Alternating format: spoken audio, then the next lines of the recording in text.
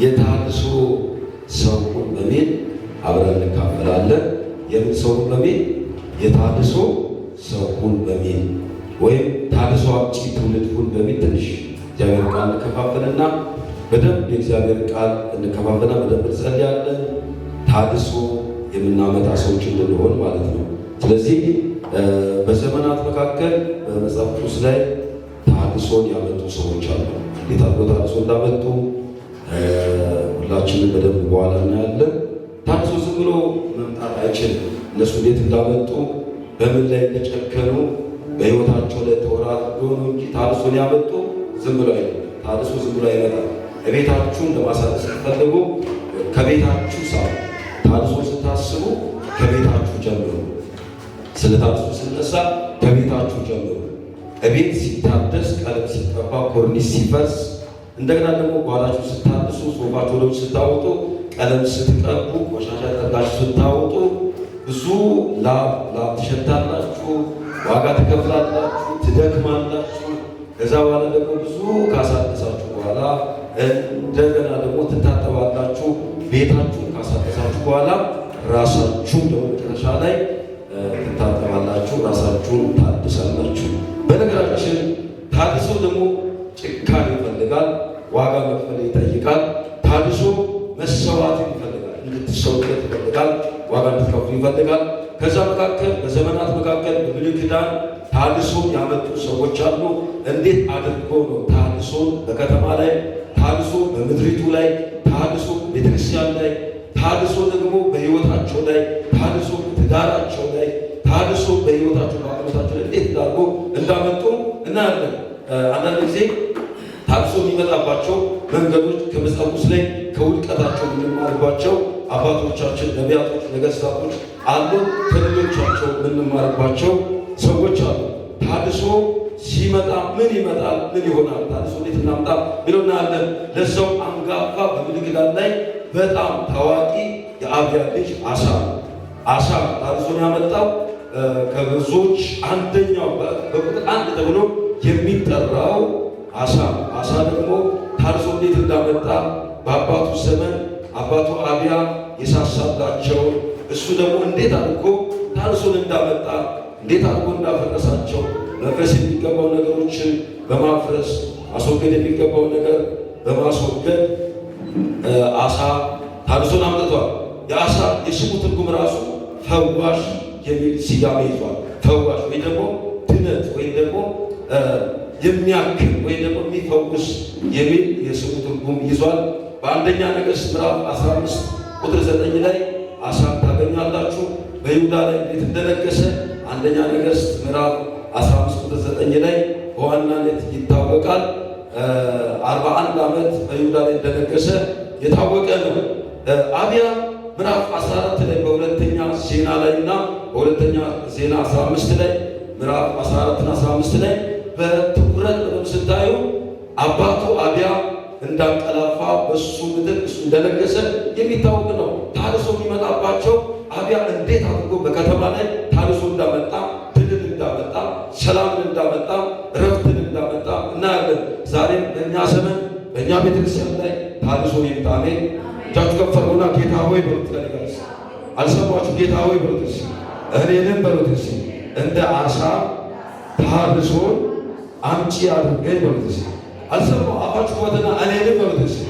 ድምፃችሁ ከፍ አድርጉና እኔንም በሉት እንደ አሳ ፈውስን ታድሶን የማመጣ ሰው አድርገኝ በሉት።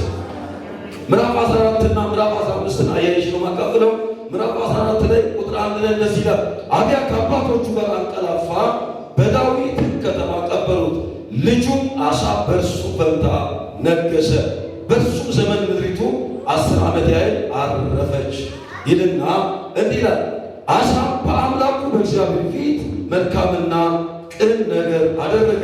የእንግዶችንም አማልክት መሠዊያ ኮረብታውንም መስገጃዎቹን አፈረሰ፣ ሐውልቶችንም ሰበረ፣ የማምለኪያ ዐፀዶችን ቆረጠ። የአባቶቻቸውን አምላክ እግዚአብሔር ይሹ ዘንድ ሕጉንና ትእዛዙን ያደርጉ ዘንድ ይሁዳን አዘዘ። ከይሁዳ ከተሞች ሁሉ የኮረብታውንም መስገጃዎቹን የፀሐይ ምስሎቹን አስወገደ።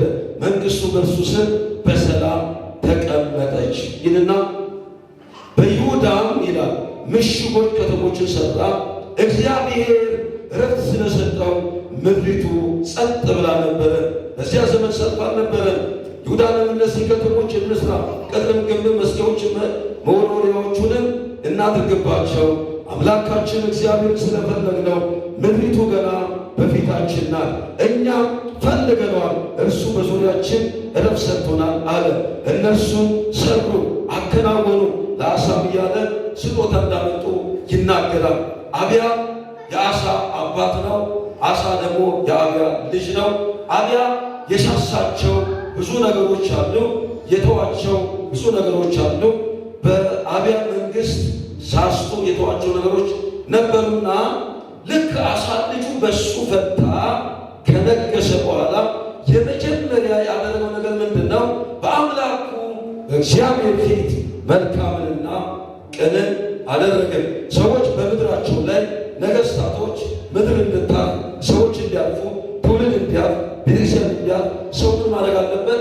የመጀመሪያ ከኛ የሚጠበቀው ከአሳ ሕይወት የምንማረው አብያ ያላረጋቸው፣ አብያ የተዋቸው፣ አብያ ያልፈጸማቸው፣ አሳ የፈጸማቸው ምንድን ነው?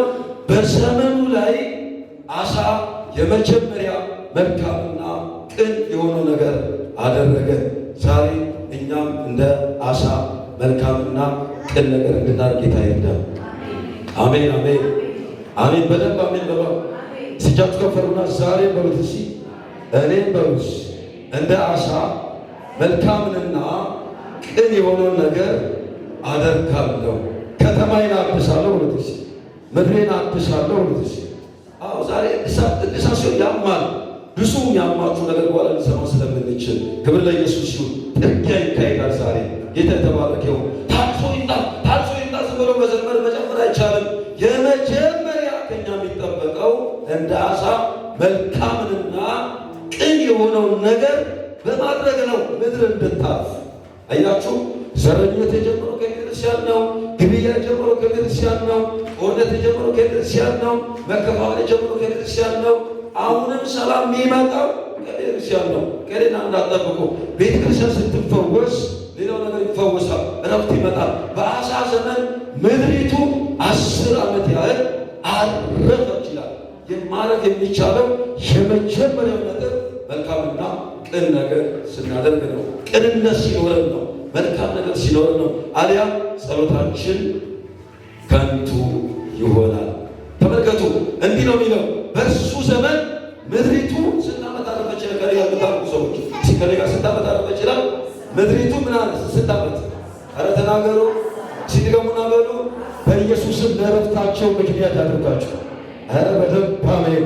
እጃችሁ ከፍ አድርጉና እኔ በሉ ከሊጋርስ ከዚህ በኋላ ለተፈጠርኩበት ዓላማ እየኖርኩኝ በሉትስ ለዕረፍታቸው ምክንያት ሆናለሁ። አያችሁ፣ እድሜያችሁ የሚጨምረው በራሱ እናንተ መልካምና ቅን ባደረጋችሁት ቁጥር። ክፉ ስትሆኑ በዛው ልክ እድሜያችሁ ያጥራል። አባቶቻችን ረዥም ዕድሜ የኖሩት መልካምና ቅን ነገር አድርጎ ነው። አሳ 40 ዓመት ነገሰ ይላል። ተመልከቱ፣ ዳዊት እንደ ይሄን ያክል ዓመት ነገሰ ይላል። የመጀመሪያ በዘመናቸው መልካምና ቅን ነገር አድርገዋል። ተንኮለኞች አይደሉ፣ አመፀኞች አይደሉ። በከተማቸው ላይ አብያለት የተሆነ ነገር ብዙ ነገር ነበረ። የመጀመሪያው መልካምና ቅን የሆነው ነገር አደረገ ይላል። መልካምነትና ቅንነት ይታያል። እንዴት ነው እየታያችሁ? እስቲ ፈትሹ ራሳችሁ። እንዴት ነው ተባባሉ እንጂ አጠገብ ላጠገብ ማትባባሉ ሰዎች አሉ። እንዴት ነው ስትታዩ? እውነት መልካም ነው ብሉት። እውነት ቅን ነው ብሉት። አንድ ሴት ዳዊት ከታመሱ ሰዎች መካከል አንዱ ዳዊት ነው። ዳዊት ምን ሆነ? ዳንኤል ምን ሆነ? ዳንኤል የመጀመሪያ ጊዜ በአንበሳ ጉድጓድ ከተጣለ በኋላ ንጉሱ መጣ ይላል። ምግብ አልበላም፣ ውሃ አልጠጣም፣ እንቅልፍ አልተኛም። መጨረሻ ላይ ወደ አንበሶች ጉድጓድ መጣና ሁል ጊዜ አለ የምታመልከው አምላክ ከአንበሶች ሊያድን ችሏልን ሲለው ንጉሥ 1000 ዓመት ንገስ በፊቱ አለ። ምን አለ? ቅንነት ተገኝቶብኛል ካለ በኋላ በአንተ ፊት ደግሞ አልበደልኩም። ስለዚህ አምላኬ መልአኩን ልኮ የአንበሶቹን አፍ ምን አደረገው ይላል? ዘጋው ይላል። ምንም አላደረግም። ስለጸለየና መልካም ሰው ነው፣ ቅን ነው። ምዕራፍ 6 የመጀመሪያ ስታነቡ ዳንኤል ይላል መልካም ሰው እንደነበረ ይናገራል። መልካም መንፈስ ነበረበት ይላል። ያለ መልካም መንፈስ መልካም ትዳር አይመሰረትም። ያለ መልካም መንፈስ ምድር መልካም አትሆንም። ያለ መልካም መንፈስ ኳይ መልካም አይሆንም። ያለ መልካም መንፈስ መንፈሳዊ ሰልፍ መልካም አይሆንም። ያለ መልካም መንፈስ አገልግሎት አይቀጥልም። ያለ ቅንነት ጥሩ ነገር አይደርስም። በደንብ ልንሰብክ እንችላለን። ቅንነት ከሌለ ግን ዝም ብለን ጮኸን እንወዳለን። በቅንነት ከሆነ ግን ገና መጽሐፉ ስትከፍቱ ሰማይ ይከፈታል፣ ምድር ይቀጠቀጣል፣ ሰዎች ልባቸው ይነካል፣ ብዙ ታድሶ ይመጣል። ዛሬ እንዲህ ብዬ ነው የምነግራችሁ፣ በኢየሱስ ስም የታድሶ አምጪ ትውልድ ያደርጋችሁ። አሜን። በደንብ አሜን በሉስ። የመጀመሪያው መልካም ሰው፣ ቅን ሰው። ታድሶ የሚመጣው በቅንነትና በመልካምነት ነው። ስብከት ፒኤች ዲግሪ ዶክተር ፕሮፌሰር ስለሆነን አይደለም። ረጅም ሰዓት ስለጸለይን ስለሰበክን አይደለም።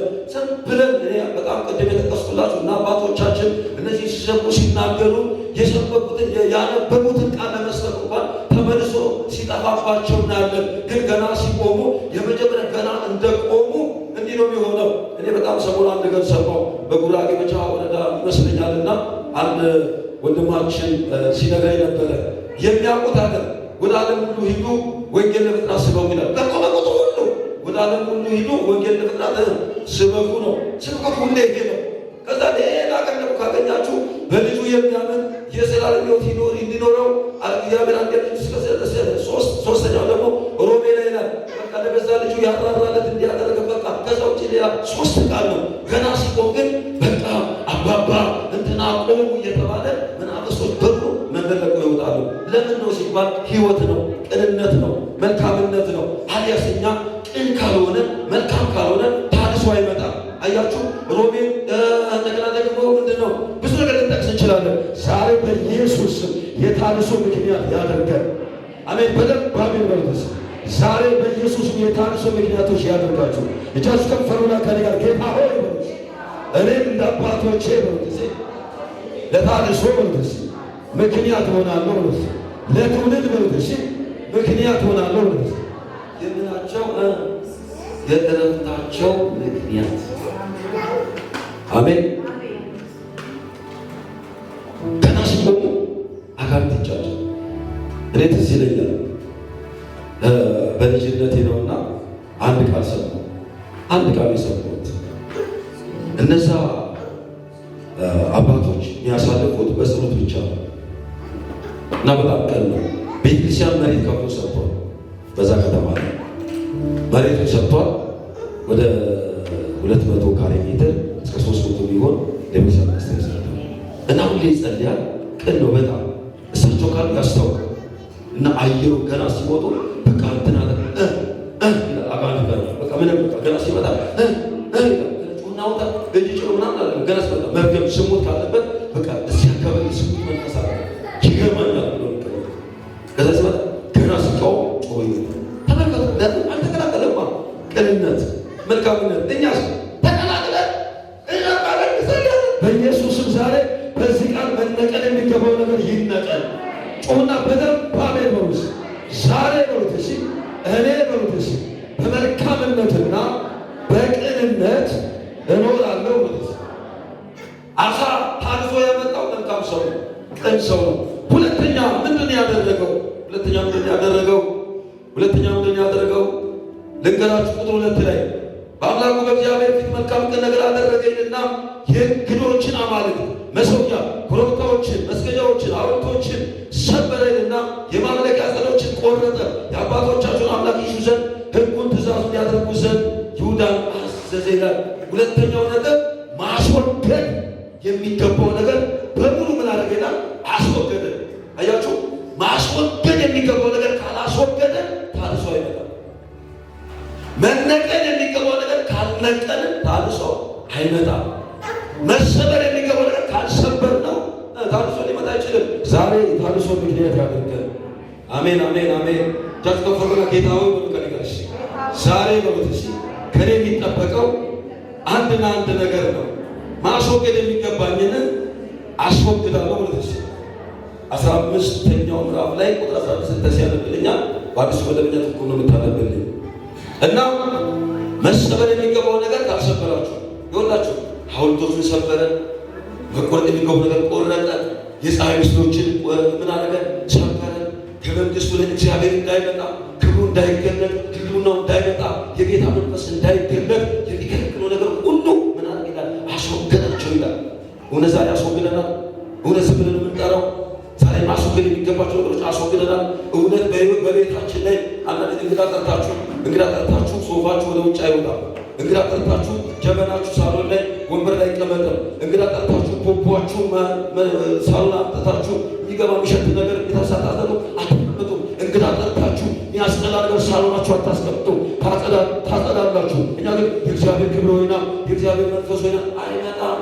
ነው ስናጸዳው ነው ስናስወግደው። አሳምና ሌላ ሰበረ፣ ቆረጠ፣ አስወገደ፣ አቃጠለ። ይህ ሁሉ ዋጋ መክፈል ይጠይቃል። የመጀመሪያ በነገራችን ታርሶ ለማምጣት ምን ይፈልጋል? መስዋዕትነት ይጠይቃል፣ ጭካኔ ይጠይቃል። ጭካኔ ሊገራችሁ አንዱ ስፋት መደበኛ ነው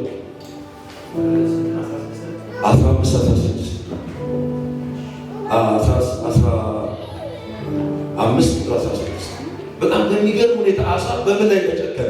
አሳ ማን ላይ ተጨከረ? አምኖሽ አሳና የእስራኤል ንጉሥ በአሞጽ ዘመነ መንግስታቸው ያሳለፉት እርስ በርስ በመዋጋት ነው። ምዕራፍ 15 ቁጥር 16 ሁለተኛ እኔ ላቆች በልስ እንደዚህ ይላል። ንጉሡም አሳ ይላል ማዕካን በማምለኪያ አጸደ ጣዖት ስላደረገች ከየትዕግትነቷ አዋረዳት። አሳ ምስሏን ቆርጦ ቀጠቀጠው፣ በቄድሮንም ወንዝ አጠገብ አቃጠለው። እናቱ በነገሥታት በነገራችን እናት ክቡር ናት። እናት አትነካም። እናት ክብር የሚሰጣት ናት። እናት በጣም በስስት ዓይን የምታያት ናት። እናት ማናችንም በእናት ላይ አንጨክንም፣ አውሬ ካልሆነ በስተቀር አጋንንት ካልሆነ በስተቀር። ግን በዚህ ግብር ላይ በመንግስቱ ላይ አባቱ ምን አድርጓል? ያስቀመጠው ምዕራፍ 14 ላይ ምን አድርጎታል? ምዕራፍ 14 ላይ ያስወገዳቸው ነገር አለ። እነሱ ምንድን የመጀመሪያ የእንግዶችን አማልክት መሰዊያ አስወግዷል። መስገጃዎቹን፣ ሐውልቶችን፣ የማምለኪያ ዐፀዶችን እንደገና ደግሞ ይህን ሁሉ ካስወገደ በኋላ ለካ በእናቱ በኩል የመጣ አለ። አያችሁ፣ አንዳንዴ በአባታችሁ በኩል የሚመጣ ነገር አለ፣ አንዳንዴ በእናታችሁ በኩል የሚመጣ ነገር አለ። እኔ አንዳንድ ጊዜ እኛ ቸርችም አንዳንዶች አሉ ቢኖሩ ጥሩ ነበረና አንገታቸውን የሆነ ነገር ያደረገው በኖር ደስ ይለኝ ነበር ነው እሱ ሲኖር ማውራት ደስ ይለኛል። ምንድነው ያንገተ ሲባል አባቴ እንደዚህ ያደርግ ነበረ ይላል። ከዛ ደግሞ ይወቶኛል ይላል። ከዛ እናቴ ይዞ ነበረ። እኛ ቤት ምን አለ እንደዚህ ነገር ማታ ማታ በጌታ ቀን በሌላ የተሰበረ ይሁን ጮና ይሰበር በሉስ በከለጋር የጨከረ ቀን ይቻስ ከፈሩ ጆቻስ ከፈሩና ከጆሮ በደንብ ከፈሩና ዛሬ በሉት ሲ በአባቴ የመጣ በእናቴ የመጣ የትኛው ነገር እርግማን በሉት ይሰበር በሉት። ኦኬ ተስማምታችኋል? አልጨከናችሁ። ጮና ይሰበር በሉ ከለጋ እና በአባቱ በኩል የፀሐይ ምስሎች፣ የእንግዳ አማልክቶች፣ የሆነ የማይጠቅም ነገር ኦኬ የአባቴ ነው ተሽሞንሙኖ አበባ ተሰጥቶት ቅቤ ተቀብቶ ማንም ማይነካው የአባቴ አምላክ እየተባለ ቁጭ ብሎ አብያ ትቶታል። አብያ ምድር ሳስቶለታል። አብያ አልነካው። እንዴት ነው ታርሶ የሚመጣው? በአብያ ዘመን ታርሶ አልመጣም። በአባቱ በአብያ ዘመን ታርሶ አልመጣም። እንዴት ይመጣል? አልሰበረም፣ አልቆረጠም፣ አላቃጠለም፣ አላፈረሰም። መነቀል የሚገባውን አልነቀለም። ከዛ ስብሎ ነው ንግስናውን 1 ዓመት ከዛ 2 ዓመት አሁን ያለሽ ስናገለግል ሲቻል እንደዚህ ያገለገለ እንደዛ ብሩክ ያገለገለች እንደገና ተሽ ያገለገለ እሙ እንደዚህ ያገለገለች ምረት እንደዚህ ያገለገለች ሁሉ ዲቦራ እንደዚህ ያገለገለች እንደገና ደግሞ ጌታ ይባላል ቀጥሎ በግሪ እንዲያገለገለች እንጠራለን። ግን አገለገለች፣ አረፈች፣ አገለገለ፣ አረፈ። ከዚህ ያለፈ ዛሬ በሕይወታችሁ ላይ ቀኛችሁ ሰው ልባርካችሁ። ከዚህ ያለፈ እግዚአብሔር አምላክን የሚያስከብር ታሪክ ሰርታችሁ የምታርፉበትን ዛሬ በኢየሱስን ይጨምርባችሁ። አሜንታችሁ ራሱ ይበል። አሜን። እውነት ተስማምታችኋል? ጮሁና ይሰበር በሉ ከኔ ጮሁና ይሰበር በሉ ከኔ በደንብ ካልተቆጣችሁ እያሽሞነሞናችሁት ነው። ቅቤ እየቀባችሁት ነው። የእናቴ አባት፣ የእናቴ አምላክ፣ የአባቴ አምላክ። እኔ በእናቴ እዛ ገለኛ ጋር ማይነካ የሆነች ብሔር ነገር አለች። የወላይታ ትግሬ ይባላል። ወላይታ ውስጥ ትግሬ ይባል ብሔር አለ እና ኦርቶዶክስ ትግሬ ትላለች። በቃ ስትመካለች ኦርቶዶክስ ትግሬ ምን እንደሆነ ለምታውቁ ሰዎች ውሃ ከተነፋ ኢየሱስ አይጠራም። መስመሳት ይመጣል። በቃ ትግሬ ትላለች፣ ትግሬ ትላለች። ጌታ የተባረከ። ከዛ አሜን በሏ። ወላቴ ተመጣጣችሁ ከዛ የሆነ ነገር ሲሆን አባቴ እንትና ትላለች። ሲበሉ አባቴ እንትና ትላለች። ያልተነካ ነገር አለ። አሁን ድረስ ለሌቱ ሙሉ ትጸልያለች፣ ግን እቺ ማታ አልተነካችም። እነሷ የሚያነባ ሰው የለም። በጣም ምናምነበት የራሱ ግጅላት አለው። ዛሬ ያሽሞነመነው አውሬ ይመታ ሆነ ይመታ። ምቱ ምቱ ምቱ ከሊጋለች ምቱ ከሊጋለች አይነካ። ዛሬ ጎጆ ይፈርሳል። እውነት የአጋንንት ጎጆ ይፈርሳል። የመናፍስቶች ጎጆ ይፈርሳል። ጭቁና ዛሬ በሉ ከሊጋል ማን የተቆጣ አንድ ሰው ዛሬ ጭቁና ዛሬ በሉት። ወይ የመንቂ ድምፅ ብቻ ነው የሚሰው። ጭቁና ዛሬ በሉት። እኔ በሉት የሳሳውነትን አባት የሳሳውን እናት የሳሳችሁትን ዛሬ በሉት አፈረስ በሉት። ጭቁና ይፍረስ። መንገድ ነው የሚያስቀረን ካልፈረሰ። አጉል ቦታ ነው የሚያስቀረን ካልፈረሰ። ክብር አይገለጥም ካልፈረሰ። ሩቅን አንሄድም ካልፈረሰ። ተመልከቱ